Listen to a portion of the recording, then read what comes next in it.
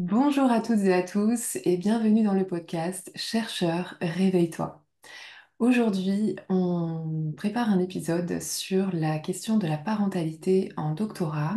C'est un sujet qui est venu à moi bien après ma thèse parce que j'ai eu un enfant au tout début de mon aventure entrepreneuriale quand j'ai créé l'agence conseil aux jeunes chercheurs. Et je me suis fait souvent la réflexion depuis que mon fils est là que si j'avais eu mon fils et mon conjoint, hein, ma famille, en fait, au moment où j'étais dans l'expérience doctorale, peut-être que ça aurait été plus facile, ou entre guillemets, où je me sens tellement soutenue, je me sens tellement bien dans cet environnement familial, que je me dis que l'expérience aurait été forcément différente si j'avais eu ce contexte-là pendant ma thèse. Et pourtant, à l'époque, ça ne me serait pas du tout venu à l'esprit de faire un enfant. Pour moi, c'était totalement exclu, je ne l'ai jamais envisagé. Et parce que tout simplement, j'avais eu que des sons de cloche plutôt négatifs sur le fait de devenir parent pendant une thèse, ça semble totalement incompatible. Et la plupart des sons de cloche que j'ai pu avoir, même jusqu'à aujourd'hui, sont plutôt négatifs. Du coup, j'ai commencé à en parler autour de moi, et puis Anaïs et moi, on a toujours, en fait, on s'est rencontrés, on en parlait d'autres choses, et puis toi, tu parles beaucoup de la parentalité. Et tu as eu des enfants pendant ta thèse et j'ai commencé à parler de ça avec toi et tu m'as dit comme moi que Tout à fait. effectivement c'était quelque chose de plutôt positif pour toi et c'est comme ça que j'ai continué de tirer le fil et je me suis souvenu que mon co-représentant des doctorants à l'époque où j'étais doctorante, Kevin, avait eu un enfant pendant sa thèse. Et je me souviens qu'à l'époque je m'étais dit mais comment c'est possible? Enfin, vraiment, c'était quelque chose. On n'en a jamais parlé à l'époque, vraiment, Kevin. On a dû en parler vite Non, fait, c'est mais vrai. j'ai dû te dire des banalités du style félicitations, comment ça va, c'est pas trop dur. Et en fait, tu m'as toujours paru hyper tranquille par rapport à tout ça. Et c'était le moment, je pense, de revenir vers toi pour en parler. Donc voilà pourquoi je vous ai invités tous les deux sur cet épisode de podcast. J'ai envie qu'on parle de cette expérience que d'avoir un ou plusieurs enfants, même pendant la thèse. Un papa et une maman, c'est cool de pouvoir avoir les deux aujourd'hui, parce que comme on disait juste avant, c'est quand même assez rare d'avoir des papas qui s'expriment sur ce sujet aussi. Donc voilà, j'ai envie d'en parler et de vous donner la parole pour une fois. Et je vais vous présenter très brièvement Anaïs, donc tu es docteur en biologie et écologie des forêts et des agrosystèmes. Tu es aussi t'es toute jeune maître de conférence à Oui, très l'Université très de récent. Lorraine. Ouais, tu as des activités aussi à côté hein, qui sont liées à la parentalité, justement. Tu en parles beaucoup sur les réseaux sociaux, tu participes à pas mal de projets autour de cette thématique, tu vas sans doute nous en parler. Et toi, Kevin, tu es docteur en histoire, tu es conservateur à l'Université de Mons en Belgique. Aujourd'hui, tu Oui, es gestionnaire des collections, tu conseilles les services de l'université pour la gestion et la valorisation de leurs collections d'histoire naturelle et tu organises des expositions avec tes équipes. C'est bien ça? oui, et je m'occupe plus aussi des instruments scientifiques. Voilà. Merci pour ce complément. Impeccable, merci beaucoup. Donc, on l'a compris, vous avez tous les deux eu des parcours assez différents, mais un point commun néanmoins, c'est que vous êtes devenus parents pendant votre expérience doctorale et même pour toi, Anaïs, deux enfants. Donc, j'ai très envie qu'on en parle. Et peut-être pour commencer, vous poser une question sur le contexte, c'est-à-dire est-ce que vous pouvez nous raconter peut-être l'un après l'autre dans quel contexte vous étiez quand vous avez eu vos enfants pendant votre doctorat? Oui, Anaïs? merci à toi de nous avoir invités pour parler de ce sujet qui, enfin, personnellement, est très important pour moi, comme tu le disais tout à l'heure. Je suis Anaïs et effectivement, j'ai eu mes deux enfants pendant ma thèse, donc deux enfants en 16 mois. Et pour contextualiser un petit peu, ça fait 8 ans qu'on est ensemble avec mon mari. Donc, on avait notre maison, on était assez posés, puisque lui travaillait depuis déjà une dizaine d'années en CDI dans la société pour laquelle il était jusqu'à maintenant. Et c'est vrai qu'on était assez posés, finalement, toujours un peu en avance par rapport à notre âge, comme peuvent le dire nos proches. Et pour nous, c'était assez évident. On rêvait de créer, enfin, de fonder notre famille. Après, c'est arrivé, enfin, j'ai fait pendant ma première de thèse, pardon, pendant ma première année de thèse, il y a eu le Covid, en fait, et à ce moment-là, on se pose plein de questions, quels sont les projets, on avait envie de voyager, parce que plusieurs personnes nous avaient dit oui, profitez de votre jeunesse pour voyager avant de faire des enfants, etc. Puis finalement, on s'est retrouvé plein Covid à se dire, bon, on ne peut pas voyager, on ne peut pas avancer sur d'autres projets. Et donc, on s'est mariés, puis on a eu nos enfants. Ok. tout simplement. Bon, bah, on peut pas voyager, bon, bah, faisons un enfant dans ce cas-là. Bah voilà, non, mais on peut pas profiter entre guillemets de Non? notre jeunesse pour Oui, non, non, voyager. non. Bah, passons à l'étape d'après et puis on voyagera plus tard avec nos enfants, c'est tout. Bah, carrément. Tu sais, Super. pour ma deuxième, c'est la même chose. C'était aussi pendant le Covid, hein. Ok. Bah oui, Voilà, donc, 2021, tu m'as dit, donc pareil, oui, même, 2021, même oui. cru. Oui, c'est ça, c'est ça. Donc, ben, moi, la situation était un peu différente. Donc, j'avais commencé ma thèse en 2013. J'avais un contrat doctoral. Et avec mon épouse, on s'est marié en 2015 et puis on a tout de suite pensé faire un enfant. Bon, on pensait pas qu'il arriverait aussi vite, mais voilà. Donc, il est né en 2016.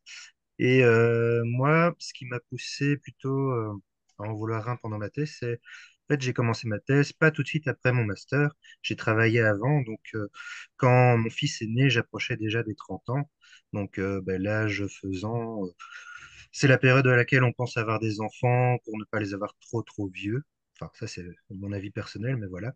Donc, c'est comme ça que la décision a été prise d'avoir un enfant. Et comme il est arrivé assez vite, bah, voilà, tant mieux. Il est arrivé pendant ma thèse, mais voilà. Donc, c'était une très, très bonne nouvelle euh, qui arrivait un an après le mariage.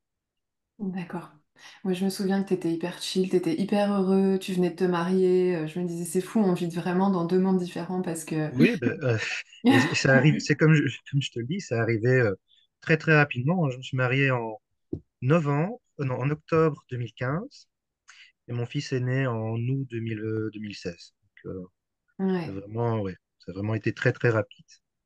Ouais, parce qu'on n'en parle pas, mais le mariage aussi, hein, c'est quelque chose que personnellement j'envisageais après, quoi, tu vois, c'est, je sais pas Mhm. pourquoi, en fait, Mm, c'est un peu bête, je trouve, avec le recul, ça m'a pas effleuré. Je me disais, bah non, c'est pas le moment, c'est. En fait, si, tu peux faire plein de choses pendant ta thèse, et c'est quand même important de le dire.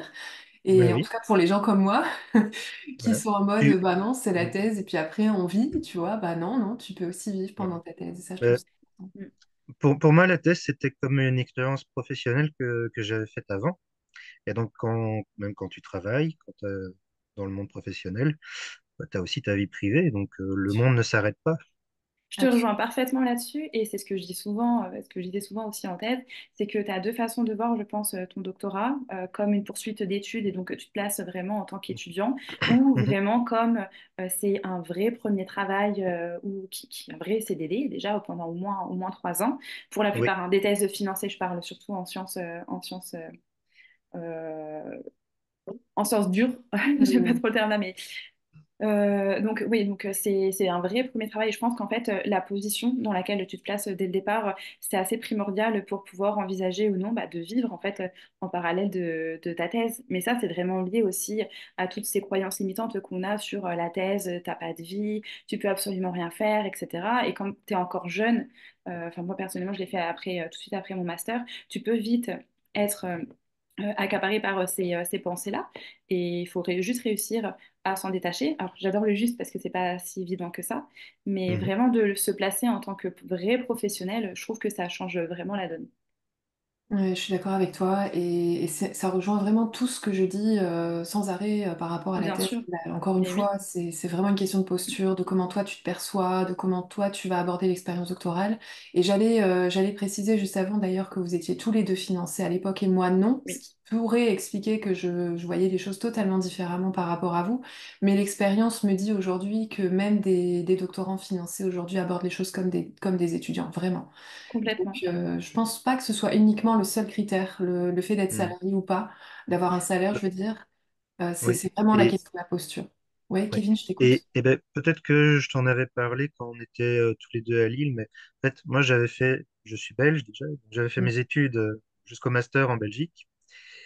Et bon, le doctorat, c'est complètement différent. Enfin, c'est assez différent en Belgique par rapport à la situation en France. mm. Donc, quand j'ai débarqué à Lille, en France, ben, voilà, je débarquais aussi dans un tout autre monde, voilà, alors que, enfin, pour moi, le doctorat en Mm. Belgique, c'est d'office un premier travail. La majorité des doctorats en Belgique sont financés. C'est très rare quand on n'a pas de financement. Euh,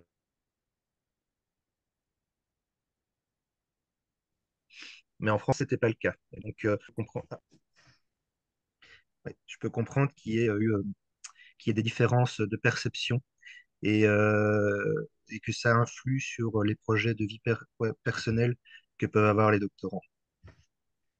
Oui, je suis d'accord avec toi. Je pense que la différence de posture est très claire entre la France et le reste du monde, hein. De toute façon, on parle souvent des États-Unis, de l'Angleterre, mais en fait, juste en Belgique, c'est très différent. On en parlait avec Victor Mm. Ferry il y a quelques semaines.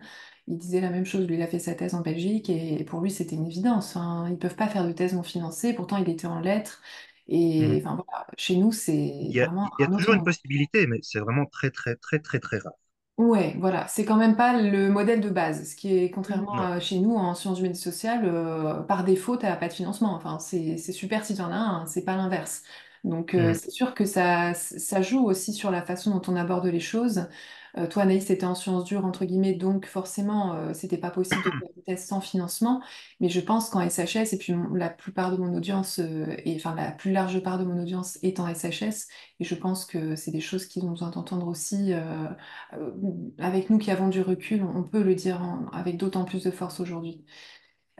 Pour revenir à la parentalité, est-ce que vous aviez tout de même des craintes? Est-ce que vous avez eu des échos négatifs, des questions de vos proches, des idées préconçues sur le fait d'avoir des enfants pendant la thèse, ou est-ce que ça a été très fluide aussi? Alors, personnellement, quand je suis allée tout de suite, j'ai tapé tout bêtement dans Google euh, avoir des enfants, enfin avoir un enfant pendant la thèse. Et il n'y avait pas énormément d'informations, ou du moins les informations que j'avais, ça remontait à 2, 3 ans avant. Et vraiment, pour les trois quarts, c'était négatif. Et j'ai même envie de dire, pour la totalité de ce que j'ai vu, c'était négatif, sinon je m'en souviendrai. Et je me suis dit, ah mince, en fait, qu'est-ce que je fais? Enfin, vraiment, dans quoi je m'embarque, mais c'était plus fort que moi cette envie-là, et je pense que rien ni personne n'aurait pu s'y opposer. Après, ce que disait Kevin aussi, quand bah, on a un projet bébé, on ne sait pas, bah, quand c'est le premier, combien de temps ça va prendre aussi. Donc, il y a Oui. aussi ce recul-là à avoir et de te dire, bah, ça va peut-être pas marcher tout de suite. Et après, j'avais un article qui était déjà accepté en fait quand donc c'était pendant ma première année thèse. J'ai rapidement eu un article d'accepté, donc ça a soulagé, enfin ça m'a permis aussi de prendre aussi du recul, de poser les choses, de dire voilà, j'ai déjà rempli ma part entre guillemets, donc avec ces exigences-là pour pouvoir même soutenir. Donc il y avait ce côté-là où en fait je pouvais y aller. Il n'y avait pas de red flags a priori, et ce qui m'embêtait le plus finalement c'était de ne pas avoir un peu de rôle modèle, de personnes qui avaient eu une expérience plutôt positive pour me rassurer. C'était plus en fait ce côté-là de me sentir rassurée, me rattacher à une expérience positive. Et en fait, c'était un petit peu à l'aveugle finalement. Donc tout s'est bien passé pour cette première grossesse. Et je me dis, oui, c'est important d'en parler, de dire que ça peut être positif. C'est clair. Et toi, Mm. Kevin, de ton côté, est-ce qu'il y avait des questionnements pour toi ou de tes proches? Alors, j'avais des connaissances qui, eux, ont eu des triplés d'un coup, pendant, pendant que là aussi le Incroyable. papa faisait sa thèse, donc c'était un peu intimidant. Donc, et alors, comme je l'ai dit, comme je viens de Belgique, je devais m'adapter aussi au droit du travail en France. Donc, je devais poser des questions pour savoir quel congé paternité je pouvais demander, quels étaient les dispositifs en place, parce que j'y connaissais rien du tout. Heureusement, les ressources humaines de l'université ont répondu assez vite, la sécurité sociale française aussi. Donc, à ce niveau-là, c'était positif, donc j'étais content. Mais les modèles, même enfin, dans la famille ou dans les connaissances, non. Donc, à part celui qui a eu des triplés d'un coup, c'était vraiment un coup de stress. Non, non, enfin, je suis assez calme, donc ça s'est bien passé. Mon épouse assurait beaucoup, ça aussi, c'est vrai. Euh, et voilà, mais donc, non, j'ai pas eu, à part le côté administratif où il fallait, enfin, j'ai une phobie administrative, donc il fallait demander des renseignements, etc. Le reste, ça s'est très bien passé, voilà, même en l'absence de modèle positif ou voilà, ce genre de choses, quoi. D'accord.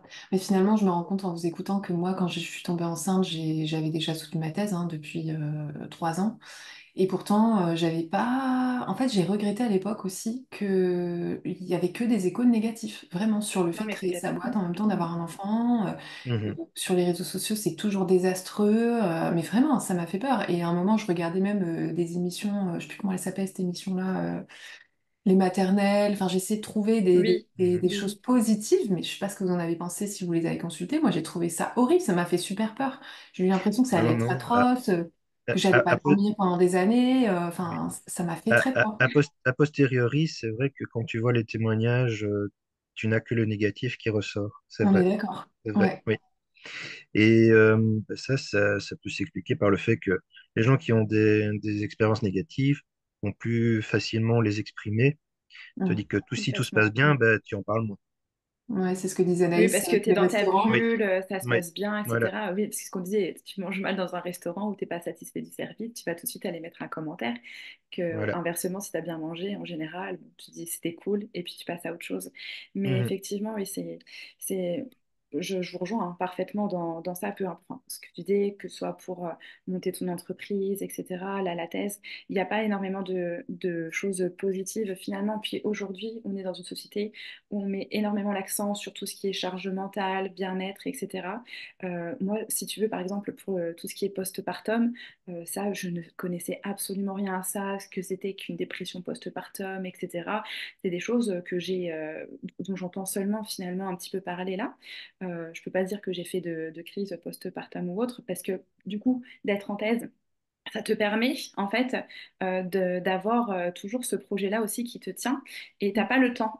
Clairement, ok, on a eu des enfants pendant la thèse, etc. Mais ça n'empêche qu'il y a aussi cette thèse-là aussi à accomplir.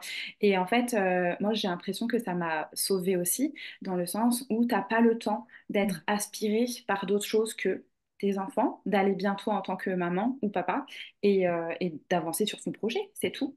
Et je pense que ce côté postpartum-là, je ne l'ai pas eu grâce à ma thèse. D'accord. Mhm.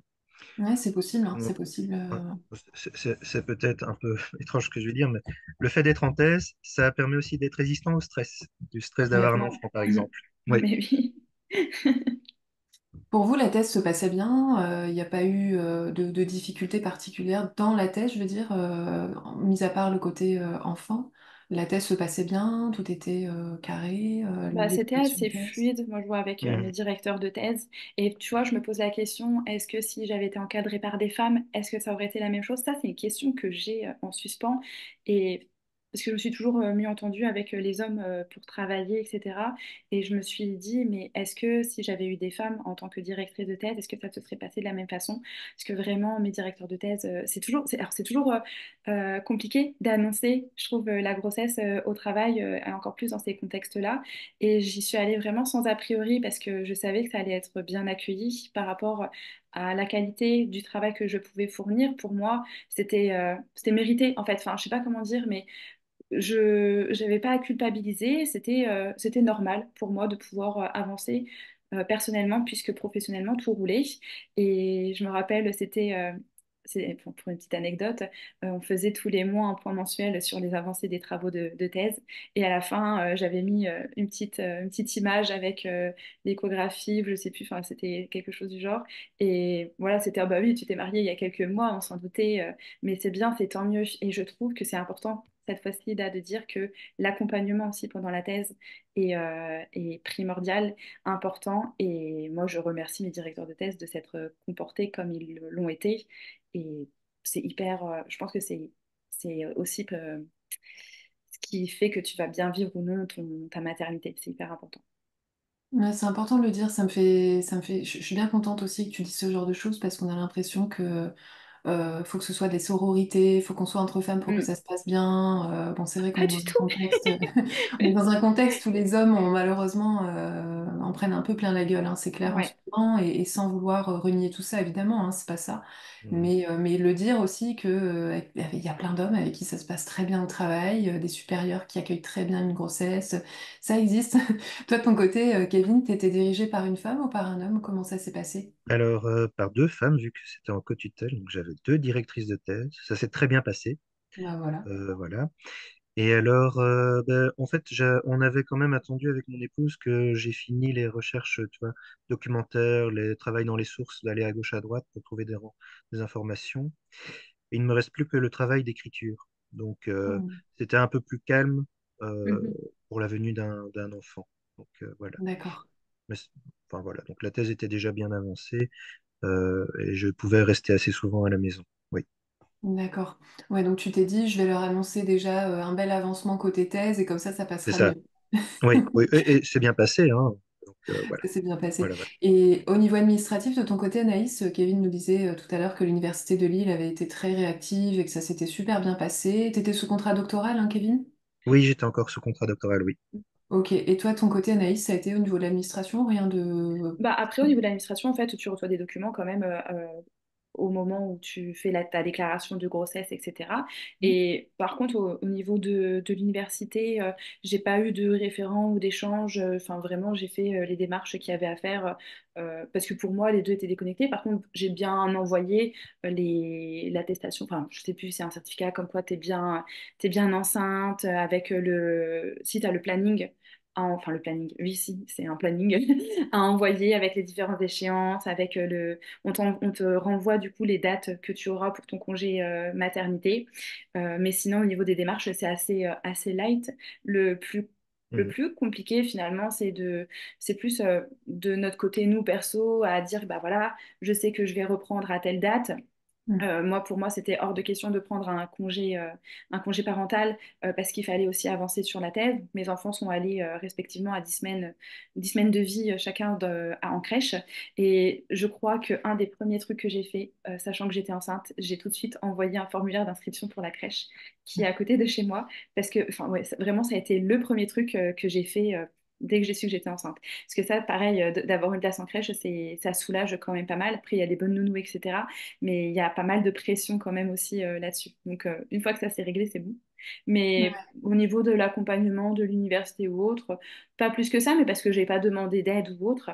Il y a juste dans certains cas où, mais ça c'est l'école doctorale, où tu peux demander un allongement de la durée de ton congé maternité ou paternité, ton contrat doctoral. C'est l'école doctorale hein, qui choisit finalement, qui décide de oui ou non, sachant que dans les textes, c'est plutôt quand même une obligation. Mais ça, c'est pas toujours vrai. Une obligation d'accepter si c'est Oui, Ok. demandé, c'est ça? oui, tout à fait. Oui. Mais il n'y a pas de texte qui dit c'est un droit pour Non, le du tout. doctorat. Ok. Dans les textes, tu as l'impression qu'en fait, c'est de droit, mais Mm. finalement, c'est l'école doctorale qui tranche ou non sur ça. Ouais. Ça, c'est assez particulier, je trouve. C'est assez particulier, mais pourtant, quand tu regardes, alors pareil, il y a un manque d'information en fait de ce côté-là aussi, parce que Mm. pareil, il y a à boire, à manger, on te dit que oui, c'est de droit, et puis finalement, quand tu fais la demande, on te dit non. Alors, dans mon cas, j'ai pas fait de demande parce que à cause du Covid, ou au Covid, je sais pas si on peut dire ça comme ça ou pas, mais j'avais un prolongement de 10 mois, et je suis même pas allée au bout de ce prolongement-là parce que j'ai soutenu avant. Donc, il n'y avait pas d'intérêt. Mais par contre, pour les personnes qui en auraient besoin, il y a des textes qui disent qu'on peut allonger de la durée du congé maternité ou paternité le contrat. En réalité, c'est à l'école doctorale de choisir, enfin de trancher. D'accord. Bon, bah, comme pour plein de choses en fait, Ouais. hein, c'est ça qui est complexe, Mm. hein. C'est bon, on va peut-être pas s'étendre là-dessus, mais merci en tout cas pour cette information, Anaïs. C'est toujours intéressant pour les personnes qui nous écoutent et qui sont peut-être dans ces phases-là. Kevin, tu avais quelque chose à ajouter peut-être? Juste que Non. j'étais pas au courant que l'école doctorale prenait la décision, mais Si, dans si. mes souvenirs, mais ça commence déjà à dater, mine de rien, je pense que mon contrat avait été augmenté des 11 jours du congé paternité, mais je D'accord. ne me souviens pas en avoir fait la demande. À mon avis, ça s'est passé automatiquement. Sûrement D'accord. qu'ils ont suivi un texte de loi ou quelque chose du genre. Je pense que les difficultés arrivent lorsqu'on n'est pas financé en fait, hein. Là, je discutais récemment avec une jeune chercheuse qui était en difficulté à cause de sa grossesse. D'ailleurs, elle a accouché lundi et on lui souhaite félicitations. Je l'avais invitée. Félicitations, génial. Ouais, en lui Oui, disant si tu félicitations. veux venir en parler, parce que elle a grosse difficulté avec l'administration doctorale qui ne veut rien entendre, et parce que comme elle n'est pas sous contrat doctoral, mais ils veulent pas prolonger la durée de sa thèse, et il y a un tas de problèmes qui sont liés à ça, donc il faut faire attention quand même, hein, mettre en perspective ce qu'on dit, et bien Oui, oui. ne pas oublier que vous étiez tous les deux sous contrat de travail de toute façon, et Mm. donc à partir de là, vous aviez des droits. même si complètement. c'est pas de droit à 100% comme tu dis et que bon derrière il y a une communauté qui peut statuer. En tout cas, quand t'es pas sous contrat, c'est clair que là-dessus t'as zéro protection par contre et du coup ta thèse ne va pas être, on va pas te dire t'as le droit à une année de plus ou quoi que ce soit sous prétexte entre guillemets que tu as eu un enfant parce qu'il n'y avait rien qui encadre tout ça de toute façon. Donc encore un point pour le financement. Euh, Quels ont été les plus grands défis que vous avez rencontrés en tant que parent doctorant alors? Ils sont où les défis? Anaïs, est-ce que tu as rencontré un défi quand même? Alors les défis, j'ai envie de dire, ils sont tous les jours. Est-ce Ouais. que tu sois parent ou pas. Après, voilà, premier défi, trouver une place en crèche pour pouvoir reprendre sereinement ton travail. Autre défi, bah forcément, quand ils sont en crèche, ils sont en collectivité. Donc j'avais la chance d'être juste à côté, à 5 minutes hein, de la crèche et du médecin. Donc voilà, savoir temporiser aussi surtout. Et puis, moi, clairement, le plus gros défi que j'ai eu pendant ma thèse, les deux, j'ai été alitée pour ma deuxième grossesse, quand même, donc avec des piqûres tous les jours. Donc, c'était ma dernière année, donc j'avais pas mal de rédaction à faire. Et finalement, pour en revenir à ce que je disais tout à l'heure, si j'avais pas eu ma thèse pendant cet alitement-là, je pense que je l'aurais pas du tout vécu aussi bien que ce que j'ai pu le vivre. Alors, c'est pas drôle, hein, un alitement, mais d'avoir la thèse où je sais qu'il faut avancer bah, d'être réalité, en fait, tu vois pas les journées passer parce que tu rédiges. Et donc ça, c'est pareil, ça a été ma bouée vraiment pour cette dernière année-là. Et deuxième gros défi, ça a été l'hospitalisation de ma fille. Donc ma deuxième, enfin la deuxième qui est arrivée pendant ma thèse. Elle est arrivée pendant donc la fin de ma thèse. J'ai soutenu en mai 2023, elle est arrivée fin décembre 2022. Et à 4 mois, elle a été hospitalisée pour un gros problème au niveau de ses hanches où elle a été donc un mois à l'hôpital. Puis bah, pas de bol, c'était le mois où je devais préparer ma soutenance de thèse. Et pareil, une fois que ça a été accepté et tout, on peut pas reculer. Puis pour moi, c'était hors de question. Et ça a été vraiment un gros défi. Je me revois préparer ma soutenance à l'hôpital, parce qu'on devait surveiller 24 heures sur 24. Un bébé de 4 mois, tu le laisses pas à l'hôpital tout seul. Enfin, Non. c'est impossible. Donc là, Mhm. pareil, avec le papa, hyper bien accompagné, tout, on s'est relayé. Mais ouais, vraiment, gros défi. L'alitement à côté, c'était du pipi de chat. D'accord. Donc ouais, une expérience qui a été quand même très compliquée, surtout pour ta deuxième sur la fin de la Ouais, thèse. ouais, Et ça fait plusieurs complètement. fois ça fait plusieurs fois en fait depuis tout à l'heure que tu expliques pour moi c'était comme si, c'était pas comme ça, pour moi c'était clair que, Tu vois, t'es quelqu'un qui a été hyper directif, j'ai l'impression, dans ta façon de gérer les choses. Ta thèse, Oui. ça a été un allié en fait dans ce parcours. Et je trouve que c'est très frappant en fait la façon dont tu le racontes, le côté t'as drivé en fait et tu t'es pas laissé Mm. couper, tu t'es pas laissé penser trop longtemps non plus. C'est ça, Parce je que me suis pas laissé le choix en fait. Ma thèse, c'était ma précieuse, c'était mon troisième enfant. Et heureusement que je l'ai eu, vraiment. Et les deux en fait ont été assez complémentaires. Déjà parce qu'avoir des enfants, on pourra en parler après, mais ça te permet d'encore moins procrastiner. Mm, Donc quand tu es déjà organisé, as tendance à ne pas le faire, tu le fais encore moins. Mais vraiment, ouais, j'ai été assez carrée à savoir où j'allais. Et ça, je trouve qu'aujourd'hui, ce qui est important, c'est d'avoir une ligne qui est assez claire. Et moi, je le vois, hein, dès que c'est pas clair pour n'importe quel autre sujet, c'est compliqué. Et tu, ouais, tu rembobines, ouais, tu te laisses aller à des sentiments, en fait, qui peuvent être insupportables. Et que là, voilà, non, faut driver, comme tu disais, et c'est comme ça que ça se passe bien, finalement. Enfin, pour moi, personnellement. d'accord. Et pour toi, Kevin, alors, quel a Oui. été le ou les défis? Quels ont été les Ah, difficultés? des défis, il y en a beaucoup, mais les premiers mois, les premières nuits, en fait, ça c'est très compliqué, surtout quand on sait que le travail d'écriture, en fait, enfin, point de vue personnel, à mon avis, c'est le cas de beaucoup de doctorants et doctorantes, euh, peut se poursuivre très tard pendant la nuit, Ouais. jusqu'aux petites heures du matin. Enfin, c'était mon cas. Mon fils, pendant 3 mois, se réveillait très très régulièrement. Donc voilà, à ce niveau-là, c'était un des premiers défis, c'était les nuits. Et assurer le lendemain, parce qu'il fallait Mm. s'occuper de lui et puis poursuivre aussi le travail, la thèse et tout le reste, la vie privée, enfin voilà, la vie quotidienne. Euh, et alors, deuxième défi, c'est à 2 ans, il s'est cassé la jambe. Donc là aussi, bah, il y a eu une hospitalisation, il était coincé dans le plâtre, et là, il devait rester à la maison dans le plâtre. Euh, voilà, c'était aussi assez compliqué comme situation. Voilà, mais à part ça, il y a eu beaucoup, beaucoup de bonheur, pas que des défis, heureusement. Oui, oui. Ouais, donc finalement, des choses que vous avez gérées comme tout le monde, comme si vous aviez été sur un autre emploi, vous avez C'est ça, pu... oui, Enfin, oui, oui, pour toi, Anaïs, non, parce que sur un autre emploi, finalement, tu aurais été éloigné de ton poste et tu n'aurais pas pu, entre guillemets, Oui, t'occuper pendant l'allaitement. Mais en tout cas, pour toi, Kevin, voilà. Et peut-être qu'on pourrait en parler aussi, c'est la place du conjoint dans tout ça. C'est-à-dire mhm, que toi, Anaïs, donc ton homme était bien en place dans son toujours poste depuis présent, longtemps. oui. Voilà, là-dessus, vous avez réussi à vous reléguer à 100%. Pour toi, Kevin, ça s'est passé comment avec ta compagne, enfin ton épouse à l'époque? oui. Donc c'est mon épouse qui, il faut bien l'avouer, s'occupait énormément de Valentin le temps que je puisse faire mon travail d'écriture. Mais on avait prévu, et c'est ce qui se passe maintenant, c'est une fois que je finis ma thèse, que je me stabilise professionnellement, ben voilà, on partage les tâches normalement. Donc voilà, mais c'est vrai que j'ai pu compter beaucoup sur elle dans allez, les 2 ans qui me restaient de travail d'écriture. Oui, elle s'est impliquée beaucoup dans l'éducation et pour s'occuper de mon fils, enfin de notre fils. Voilà. Donc, je participais également, mais bon, elle comprenait que voilà, le projet de thèse était assez avancé, donc il fallait le terminer et qu'après ça irait mieux dans le partage des tâches. Voilà. D'accord, donc elle a été souple là-dessus et elle t'a Oui, laissé le temps de terminer, de te stabiliser aussi au c'est niveau ça. Oui, professionnel.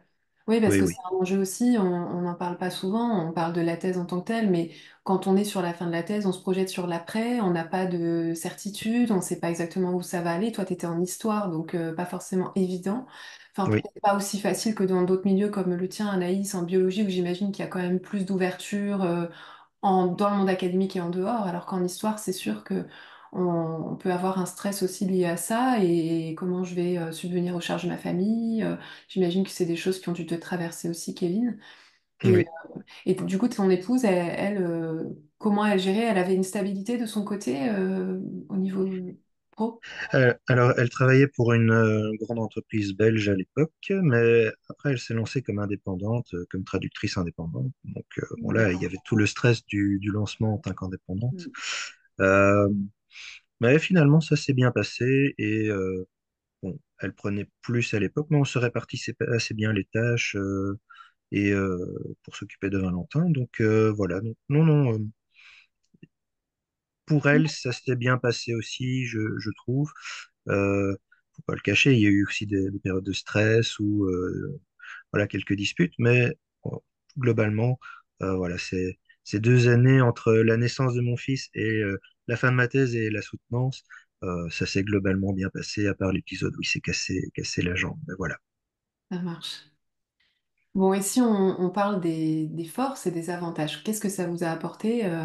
Des choses qu'on n'entend jamais, c'est qu'est-ce que ça vous a apporté de positif, en fait, Alors, Anaïs? bah, ce que je disais un petit peu tout à l'heure, c'est qu'en fait, ça te permet d'aller à l'essentiel et Ouais, de pas te laisser envahir par d'autres choses. Et je vais dire quelque chose que je risque peut-être de regretter plus tard, mais en fait, heureusement que j'étais pas présente sur les réseaux sociaux, alors qu'aujourd'hui, j'essaie de l'être de plus en plus. Mais ça m'a vraiment permis en fait de pas me disperser, de pas être tout ce qu'on peut être avec le scrollage, etc. Ça m'a permis vraiment de rester concentrée. Je trouve que la concentration, l'organisation, ce sont deux choses qui sont indispensables en fait quand on vit cette expérience. Je voulais juste rebondir sur autre chose. En fait, j'ai allaité mon fils pendant les 6 premiers mois de sa vie. Et tu disais, enfin, on en discutait un petit peu tout à l'heure, lui, si tu en as eu deux pendant ta thèse, c'est qu'en fait, c'est pas si terrible que ça. Heureusement que le premier, en fait, est formidable aussi à faire ses nuits. Enfin, mon fils a fait ses nuits au bout de 3 semaines. Ma mm, fille, pareil. Et je pense que ça aide quand même pas mal parce que justement, bon, même s'il était Je, allaité, je pense que etc., oui. ouais, voilà. Non, mais clairement, c'est un soulagement. Mais ça, ma foi, tu peux pas savoir avant d'avoir accouché comment ça va se passer. Pareil, quand tu tombes enceinte, tu ne sais pas combien il y en a non plus. On parlait des triplés tout à l'heure. Donc ça, ce sont toutes des variables qu'il faut accepter de ne pas contrôler. Et là, bah, l'allaitement, ça s'est très très bien passé. J'avais essayé de faire pareil aussi pour ma fille, mais il faut pas se mentir, j'étais très fatiguée.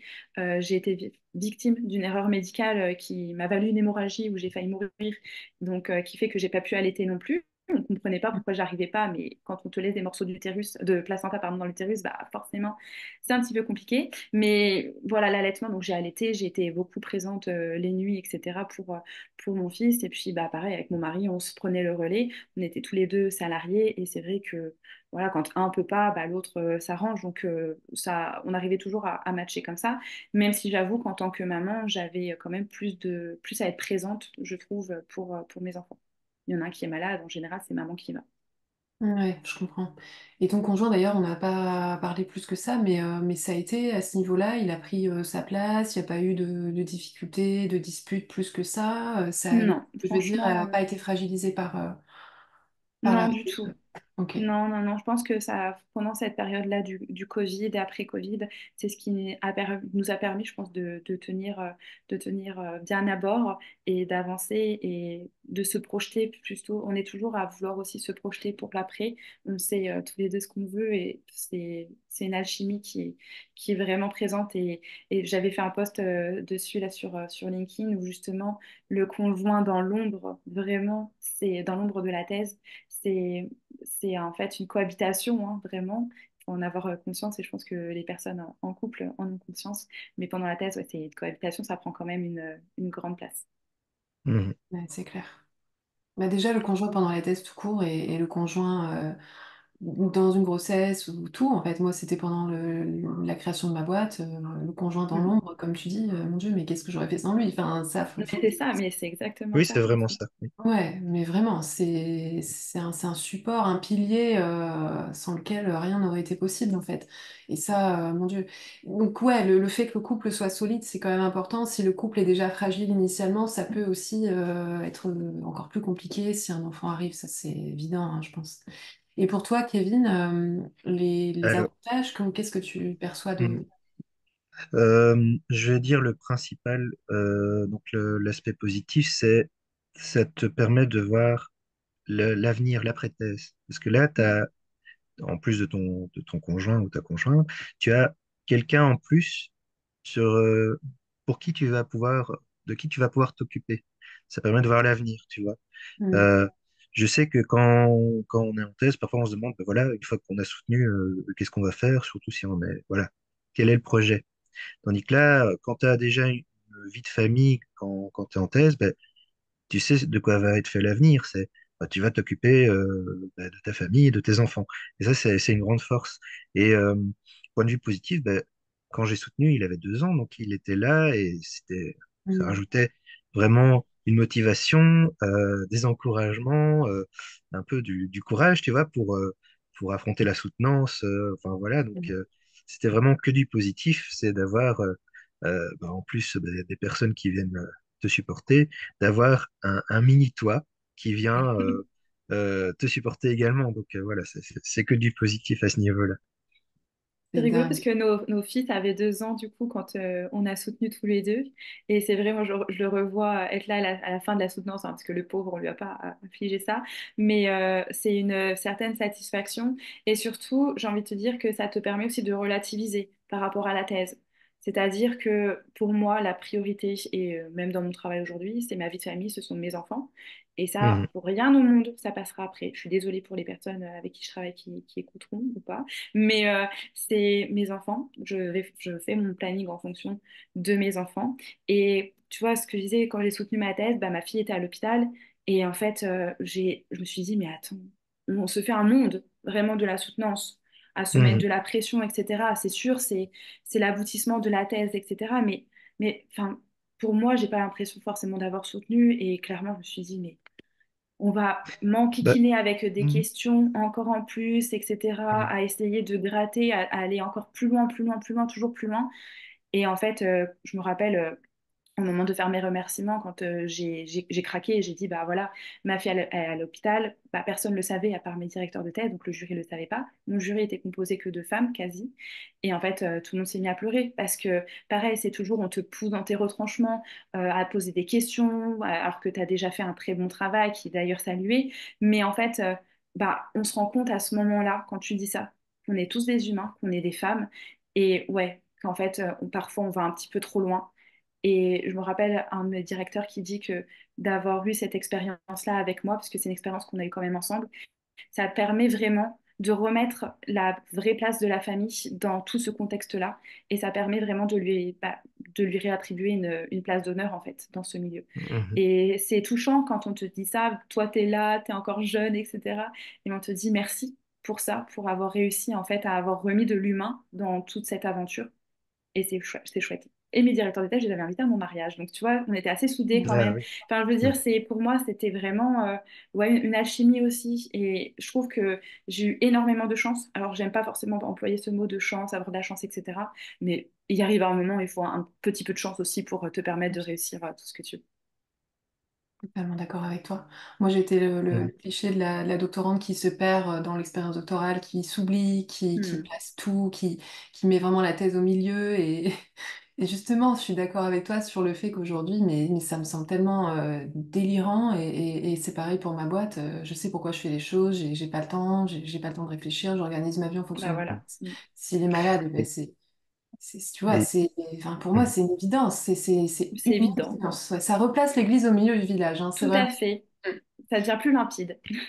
Mhm. complètement, complètement. Kevin, tu avais des choses à Euh, ajouter? euh, oui, bah, pour terminer sur l'aspect intimidant de la soutenance, etc., le fait d'avoir son enfant avec soi à la soutenance, à la fin, ça se transforme en fête familiale, hein.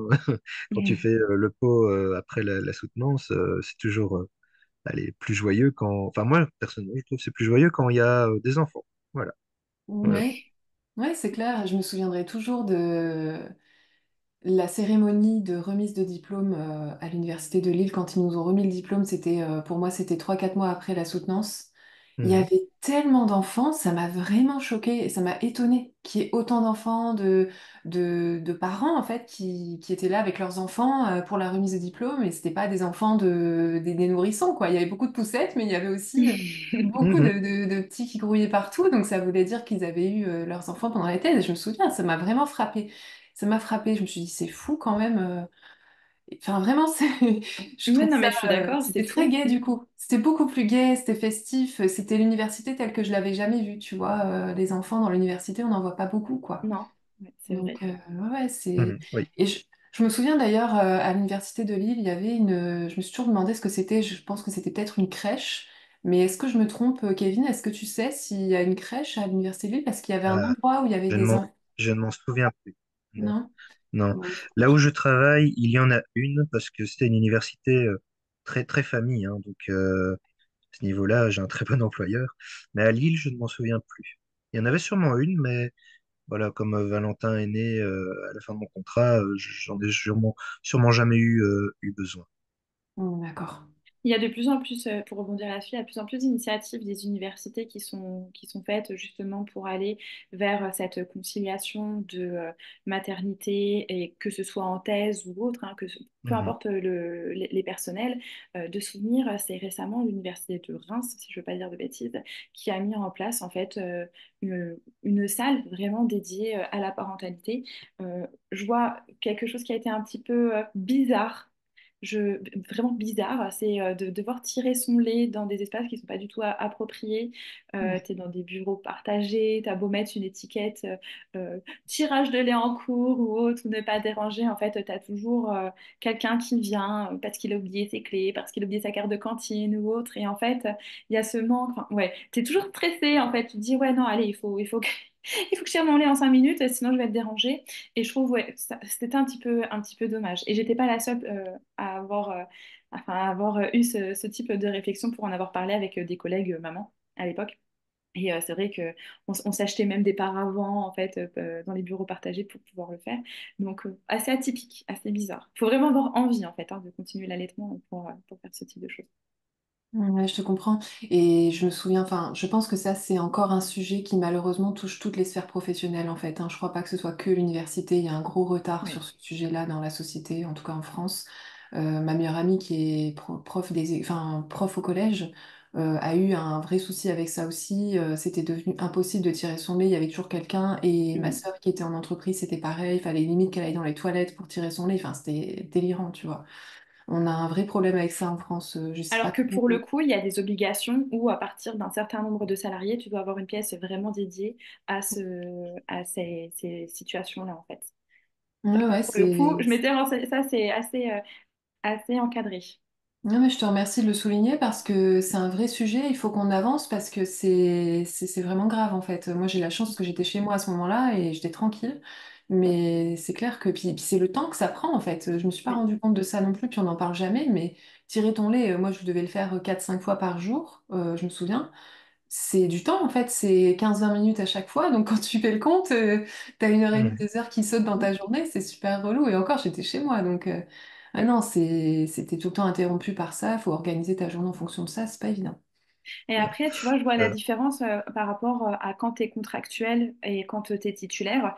Là, j'ai été étonnée il y a quelques semaines de recevoir un message comme quoi les personnes enfin, les mamans ou les personnes enceintes ont la possibilité d'aménager leur temps de travail ou tu as bien le détail. Oui, tu as bien le détail tu as 1 heure ou 1 heure et demie, je crois, par jour que tu peux déduire ou aménager pour justement ces situations-là. Et j'étais étonnée parce que, en En fait, Belgique, on a ça. Non, ok, en Belgique, on a ça. Oui. ok. Alors que là, quand tu es contractuel, tu n'as pas vraiment accès à ces informations-là. Et ça me fait penser à autre chose. Je suis désolée, mais c'est parce que c'est des éléments qui sont assez importants aussi, je trouve. Mais pareil, alors quand j'étais à TER, ça allait parce que tu as ce qu'on appelle le supplément familial de traitement, en fait, quand tu es dans la fonction publique. Ce supplément-là, tu l'as pas quand tu es contractuel, quand tu es contractuel doctorant. Parce que contractuel ATER, je l'avais. Mais en fait, comme t'es pas comment tu sais, il y a une grille avec des échelons, etc. Et toi, en fait, t'es pas attribué à un échelon quand tu es en thèse, mais comme ce calcul-là de supplément familial, il est fait à partir de cet échelon-là, et ben quand tu es en thèse, tu l'as pas. Et donc, je crois que c'était une trentaine d'euros quand tu as 2 enfants tous les mois, du coup, que je n'ai pas eu. Quand j'étais Mhm. en thèse, bon, je m'en suis remis, hein. Je me suis remis, c'est pas très grave, mais par contre, quand tu passes ATER ou titulaire, tu as accès à ça. d'accord, c'est bon à savoir, merci. Parce que ouais, Anaïs est maître de conférence à présent et tu vois vraiment la différence. Et tu disais, Kevin, en Belgique, parce que toi, t'étais pas en co-tutelle quand t'étais doctorant, Si, si, j'étais il en me semble, hein, co-tutelle. Oui, avec la oui, oui, Belgique. oui, oui.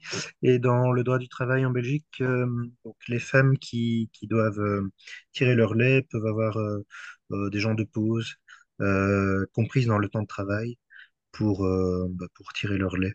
Donc j'ai une collègue qui l'a fait récemment parce que sa fille est née il y a oui, 2 ans et demi. Et pendant tout un temps, elle prenait ses pauses pour tirer son lait sur le lieu de travail, hein, mais voilà, donc c'est compris dans le droit du travail. Oui. Ouais, ouais. Et est-ce que, j'en viens du coup à ces questions du regard du monde académique sur vous, est-ce que vous avez senti un regard changer? Alors toi Anaïs, tu disais qu'avec TDR ça s'était très bien passé, Kevin aussi, Mhm. mais il n'y a pas que. Est-ce que vous avez ressenti des questionnements, des regards, quelque chose de plutôt négatif ou ça s'est bien passé? Vous avez été discret peut-être là-dessus? Comment ça s'est passé?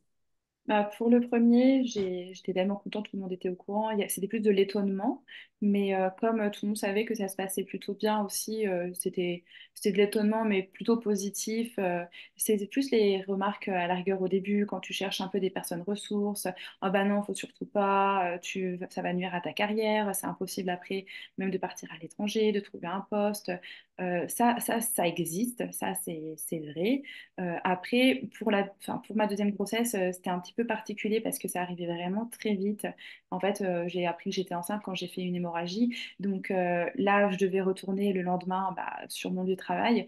Et finalement, bah, j'ai envoyé un message parce que je devais rester, bah, on ne savait même pas combien de temps je devais rester à l'hôpital, mais en me disant, bah voilà, il se passe ça. Et donc j'ai envoyé un texto à mes directeurs de thèse pour leur dire, ça a été assez dur quand même.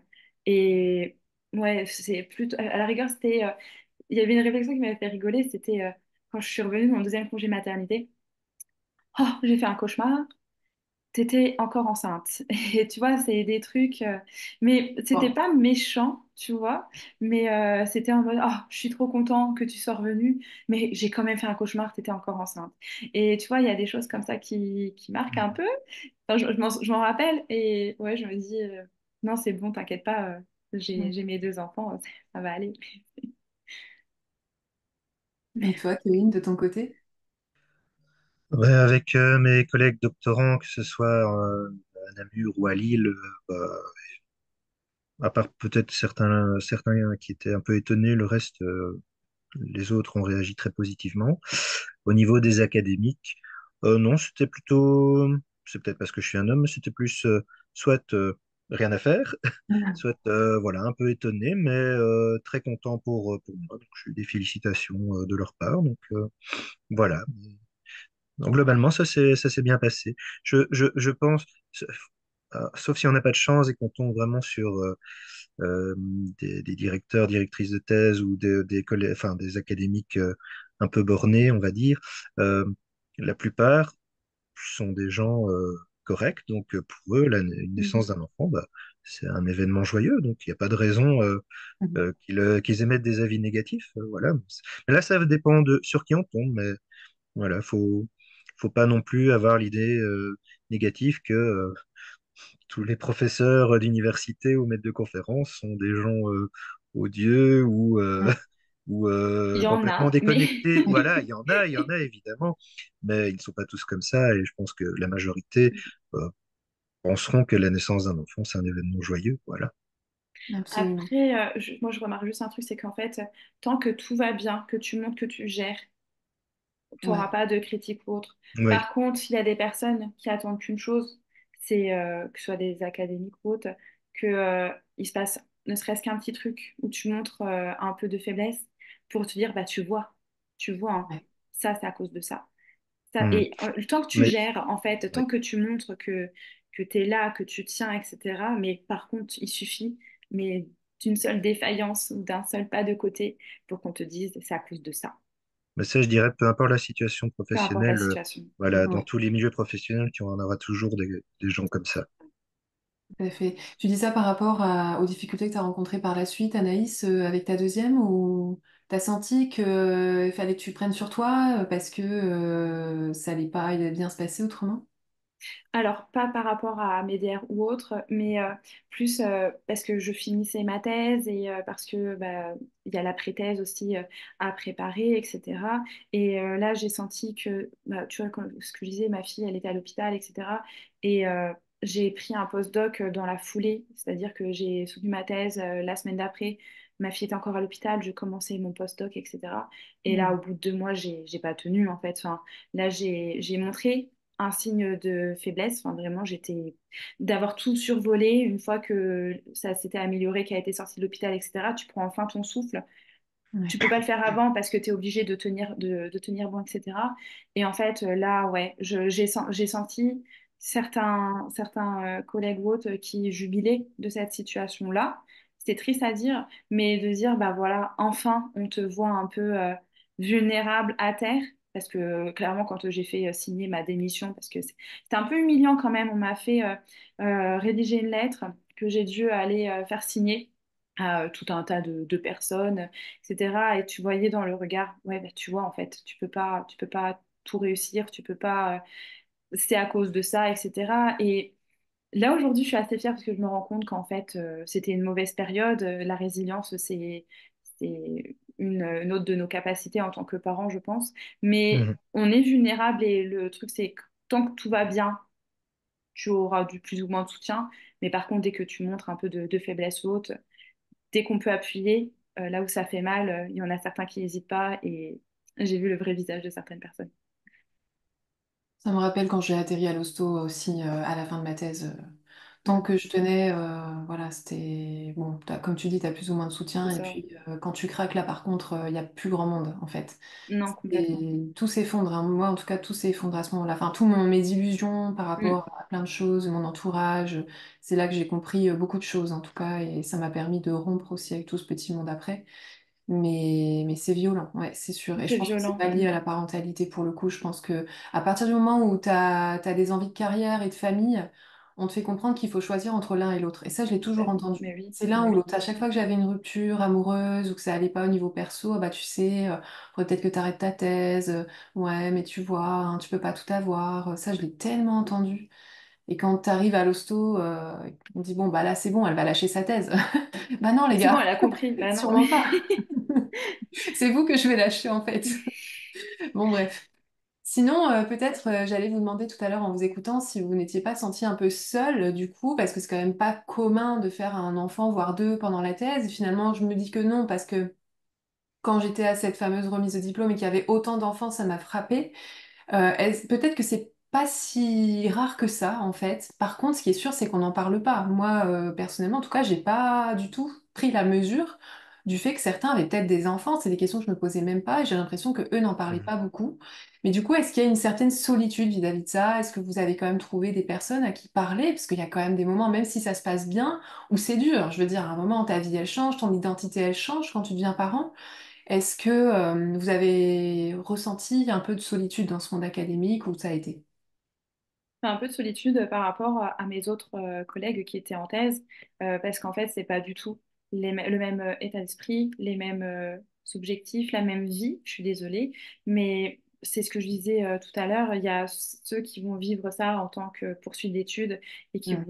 vraiment jusqu'au dernier moment vivre ça comme des étudiants, et puis ceux qui ont commencé à engager vraiment leur vie, à construire leur famille, etc., en parallèle. Et ouais, il y a un fossé quand même, honnêtement, qui se fait parce que bah, je suis désolée, mais tu fais plus les. Enfin, moi, je sortais plus, je faisais plus les sorties ou autres. Donc, forcément, quand bah, t'as un peu l'impression de passer pour la rabat-joie où en fait, on t'invite et tu dis bah non, les gars, désolé, mais en fait, Oui, oui, non, c'est j'ai ça. enfant. Enfin, j'ai vie Mhm. de maman là, je peux pas. Et donc, ce côté un peu plus rabat-joie, t'es déjà vieille avant l'heure, etc. Ouais. Enfin, ça je l'ai toujours entendu.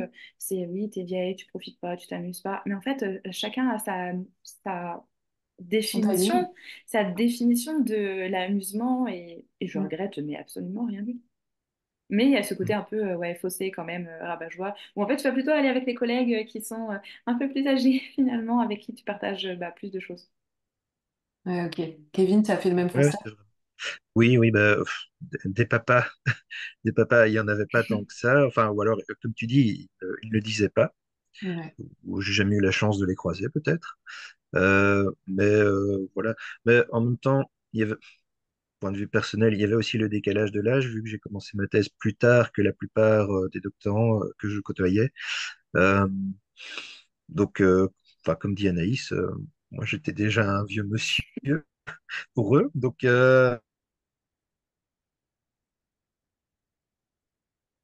Allô? Ça a coupé. bah, Ça a voilà, coupé. point de vue. Pardon. Ça va, vous m'entendez là? Ouais, ça y est, t'es revenu. Ouais, ouais. Donc, C'est je bon. disais, ben, moi, il y avait le décalage de l'âge, donc je ne Mm. faisais plus les mêmes activités qu'on pouvait faire à 23, 24, 25 ans, hein, même si avec, voilà.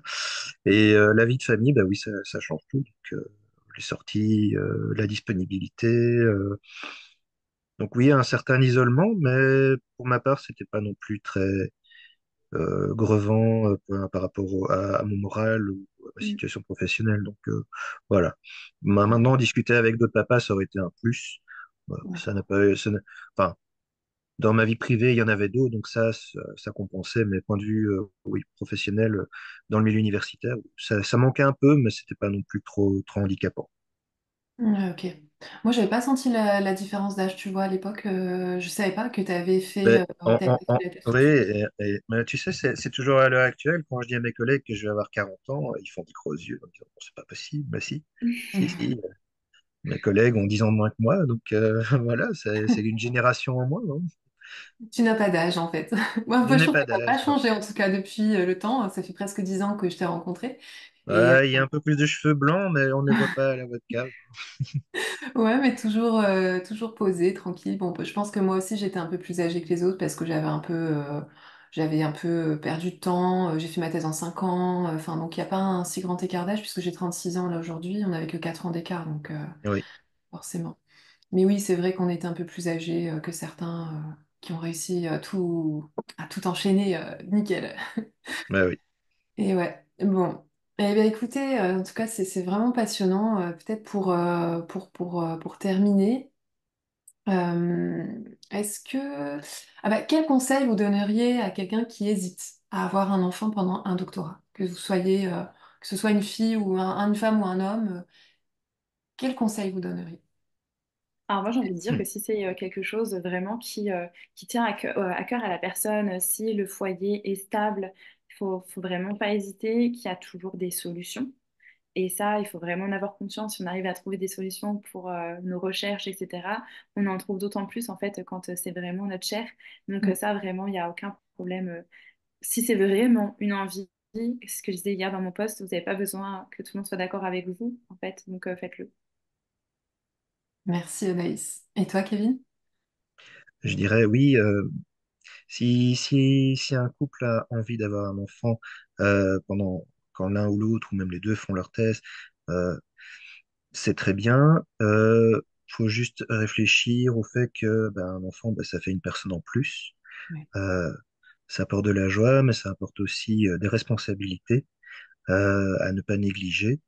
Mais voilà, du moment que c'est mûrement réfléchi et que les deux ont envie, ben, allez-y. C'est un bonheur de tous les instants. C'est clair. Et ça veut pas dire que c'est facile, hein, parce que ça aussi, moi, quand je dis, Non. bah voilà, c'est une force, mais vraiment, pour moi, c'est une force aujourd'hui d'avoir ma famille, mon fils, Mm. par rapport à ma vie professionnelle. Ça veut pas dire que c'est facile tous les jours, ça veut pas dire que c'est pas épuisant, ça veut pas dire qu'il y a des moments où t'as juste un peu plus, en fait. C'est vraiment fatigant, c'est vraiment prenant, mais il y a une énergie, en fait, qui revient. Je sais pas comment dire, bon, évidemment, mon Bah conjoint, déjà, lui aussi, ouais, c'est ça. On on est se obligé d'aller relaie. bien. Donc, Ouais. Quand toi t'es c'est bien, quand tu sens que toi ça va et que, enfin, quand ton couple aussi est solide, pour moi y a vraiment rien d'insurmontable. Et mon Dieu, si j'avais su, malgré, ça fait quand même 2 ans et demi, puis c'est pas la période la plus facile d'ailleurs en ce moment, mais si j'avais su, je l'aurais fait avant. Enfin, et puis surtout, j'aurais pas eu aussi peur. Je me suis vraiment fait peur en voyant les retours des gens, mais c'est les vrai, c'est galères ça. que ça avait l'air d'être. Alors évidemment, moi aussi, mon fils a fait ses nuits assez tôt, enfin, pas au bout de 3 semaines, mais au bout de 4 mois, ça allait beaucoup Mm. mieux déjà. Donc oui, il y a des moments où vraiment tu as l'impression que tu vas pas tenir parce que vraiment 4 mois, déjà 4 mois les nuits, quand c'est tout le temps perturbé, c'est très dur. Puis moi j'ai allaité aussi, donc ton conjoint il a beau faire ce qu'il veut, il peut pas prendre le relais. La nuit c'est toi, donc c'est tout. Il y a des choses comme ça, faut le savoir. Mais en fait, tu t'en remets et même s'il y a des phases un peu compliquées, c'est vraiment, c'est totalement surmontable. Il faut vraiment pas s'en faire tout un monde, je pense. Vraiment. Moi, je trouve que ça J'aurais, t'aide à j'aurais, surmonter beaucoup plus Mm. facilement l'après-thèse, etc. Parce que c'est ce que disait Kevin. En fait, t'es déjà accompli quand même d'un point de vue perso. Et moi, je vois, hein, ça m'a permis vraiment de bien traverser cette épreuve, là où je disais, où j'ai démissionné du postdoc, où finalement je suis retournée en ATER, que j'avais dit que jamais je ferais ça. Donc, en fait, ça te permet vraiment de remettre ce que disait l'église au milieu du village. Mm. Et tu vois, quand tu te poses la question, ouais, c'est pas le bon moment, mais après, moi, je me suis dit, oui, mais après la thèse, c'est pas le bon moment non plus, parce que tu es instable aussi. Ouais. Tu sais pas, et après, tu vas pas forcément faire d'enfant tout de suite, parce que tu viens de prendre un contrat, etc. Je vois là, je suis en année de stagiairisation. Donc, quand tu as réussi le concours, tu as 1 an de stage. Et en fait, les personnes qui ont une grossesse pendant leur année de stage, et ben en fait, ça redécale leur fin de Ouais. Le stage. stage. Mhm. Ouais, donc tu te dis, ouais, mince, quand est-ce que je vais pouvoir enfin faire un enfant, tu vois? Ouais, bah ouais. Et il n'y a pas de meilleur moment plus qu'un autre, je trouve. Mm. Moi, j'aurais un dernier conseil, c'est ne tenez pas compte Ça coupe, des avis Kevin. négatifs qu'on voit sur Internet. Il Ah faut oui, savoir que oui. Ouais. ça peut arriver, ça peut Oui. exister, mais généralement, ça se passe bien. Ah bah merci, c'est cool d'entendre ça. Je suis assez d'accord avec toi. Et bon, c'est difficile à mesurer en fait, hein, mais c'est évident par contre que l'aspect négatif prend beaucoup plus de place que l'aspect positif aujourd'hui dans les discours publics et tout ce qu'on entend. Parce que oui, quand tu as un problème, tu cherches une solution sur Internet, tu es content que quelqu'un ait le même problème et qu'il en ait parlé. Mais c'est vrai que quand tout se Mm. passe bien, tu vas pas commencer à aller en parler. Enfin, tu vois, c'est ça aussi l'idée avec cet épisode avec vous. Pour moi, c'est pas de dire que tout va aller bien et que ça se passe bien pour tout le monde. Mais c'est vraiment d'aller amener quand même un peu de positif dans tout ça pour quelqu'un qui commence à flipper et qui se rend compte que, enfin, pour lui dire que non, non, je pense que pour plein de gens, ça se passe très bien en fait. Et Hmm. peut-être une dernière chose quand même, les amis, c'est les personnes qui ont déjà des enfants et qui n'osent pas aller en thèse parce qu'ils ont des enfants. Moi, j'entends énormément de personnes qui, bah, comme j'accompagne sur l'inscription en thèse, j'ai beaucoup de parents qui me disent j'ose pas y aller parce que j'ai des enfants, je vais pas le faire parce que j'ai des enfants. Et j'avoue que c'est vraiment une objection que j'entends très souvent. Qu'est-ce que vous auriez envie de leur dire à ces personnes? Enfin, la thèse, ça va être en fait leur travail. Alors, je sais pas s'ils ont un travail en plus à côté pour financer leur thèse ou pas. Ça, c'est aussi à prendre en compte, c'est autre chose. Mais en fait, ça va juste leur permettre, moi, je pense, d'être plus efficaces dans leur travail. Et un truc qu'on me disait tout le temps, c'est, ah bah oui, mais moi, je te vois jamais travailler le soir, je te vois jamais travailler le week-end, etc. Mais en fait, ça te permet vraiment d'être efficace sur un temps donné. Et bah, tu vas un peu moins au pause café, voire pas du tout, mais au moins, tu sais que tu dois optimiser ton temps. Et franchement, je pense que c'est. Ouais, alors, je dirais pas que c'est plus facile, attention, mais je pense que ça te permet d'envisager, bah, pas du tout comme un étudiant, mais vraiment comme une première expérience, enfin une autre expérience professionnelle, une de plus. Ouais, t'as des soft skills. Si t'as des enfants, t'as Ouais, c'est ça. forcément des soft skills Bah, utiles bien pour la sûr. thèse. Mais oui, Oui, mais oui, c'est sûr. voilà. Euh, en gros, une thèse de doctorat, c'est comme un projet à gérer. Si C'est tu as ça. des enfants, tu as forcément des compétences en gestion de projet. Parce que des enfants aussi, c'est un sacré projet à gérer. Donc, voilà. C'est clair. C'est- Oui, une thèse, quand on a des enfants, bah, c'est du travail en plus. Mais voilà, il suffit d'être motivé et quelqu'un qui a la motivation s'en sortira. Ouais. Puis 3 ans, finalement, c'est court, hein. Ça Oui, passe si vite. on l'a fait en 3 ans, oui, c'est un clin d'œil dans une vie. Oh, bah oui, c'est clair. Bon, et ben franchement, merci beaucoup à tous les deux pour votre temps. Faut savoir qu'on a enregistré cet épisode un samedi après-midi. Si vous avez entendu des enfants à l'arrière-plan, c'est pour ça. Donc, merci vraiment d'avoir pris ce temps, les amis. Ah, merci à toi de nous avoir invités pour Bah, Oui, parler c'est merci de ça. beaucoup. avec plaisir. Et à toutes les personnes qui nous écoutent, si vous avez des questions à poser à Anaïs et Kevin, n'hésitez pas à le faire soit sous la vidéo, soit sur les réseaux sociaux. Je mettrai les liens vers vos LinkedIn respectifs, hein. Je pense que vous êtes tous les deux hyper réactifs sur LinkedIn. Euh, Oui, donc, je Tout à fait. renverrai les gens éventuellement vers LinkedIn. Et bah, sur ce, on va se quitter et aller retrouver nos familles qui nous Voilà, attendent. sortie de sieste. La sortie de sieste, La sortie de le sieste. meilleur moment de la journée. Merci beaucoup et à bientôt à tous les deux. Ciao. Salut. au revoir.